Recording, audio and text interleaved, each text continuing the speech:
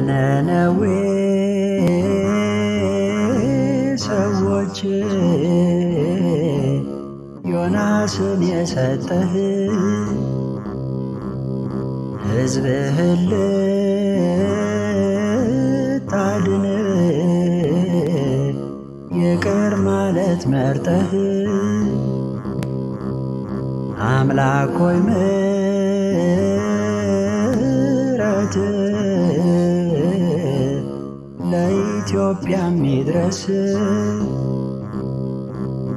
ሰላምና ፍቅር በምድራችን ይንገስ። ሰላምና ፍቅር በምድራችን ይንገስ። ሰላምና ፍቅር በምድራችን ይንገስ። በኢትዮጵያም ይንገስ።